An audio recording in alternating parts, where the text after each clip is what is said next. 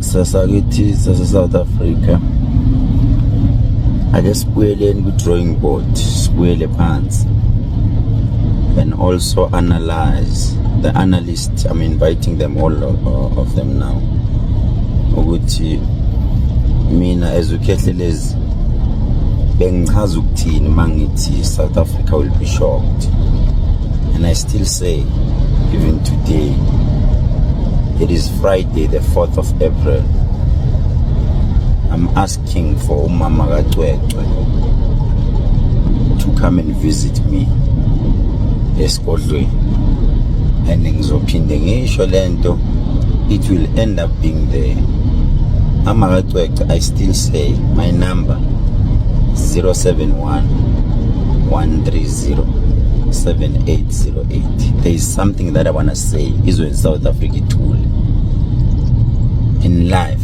Singabosheshe judge as abelaphi bendabuko, as a prophet.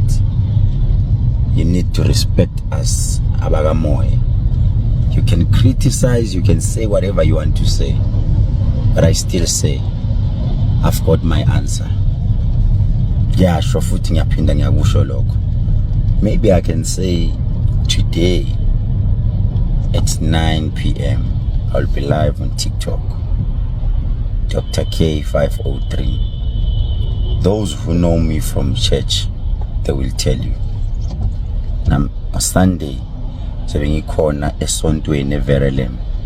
You just put it on your Google, Nyangayo Tumumzo, it will take you straight esontweni.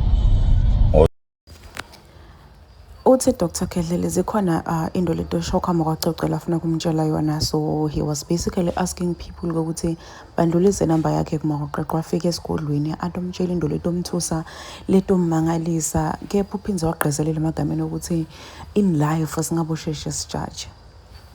Uyahayiva magama, in life singabosheshe sijudge. My results are principal besicabanga ukuthi nguye ladlengule eqoqe, they came back a negative lokuvele kwasithusa zonke ukuthi hayibo, and then umuntu lo dlengule eqoqe ngubani. So I guess the reason why is vele samsola kakhulu uprincipal, it's the way he handled like this whole situation. Angafuni ukuthi bathatha ama-DNA samples akhe aphenze lapho aqoshe eqoqo esikolweni, lokho nje kumende wabukeka as a suspect. But what if he's innocent? Just think about it for a moment. What if he didn't do it? What if look akuhlangani ndawo naye? Just take a moment and think about that.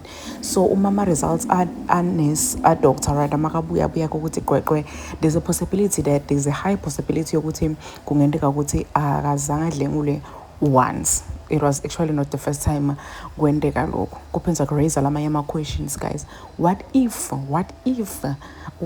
principal is actually like innocent njengoba asho vele akati lutho angaleqala yini alele ngaka lafuna kuyikhuluma awu Dr. Kehlelezi lapha kumaqoqo azathi singabosheshe sijudge, meaning ukuthi he was trying to tell us ukuthi lo muntu icanga ukuthi nguye akusuye singabosheshe sijudge. But imbuto solumile ukuthi if ngasuye principal then ngibani lolu dlengule eqweqwe. Please do comment what you think below down in the comment section. Don't forget to hit the notification bell. I will see you in the next one. I am signing out. Goodbye.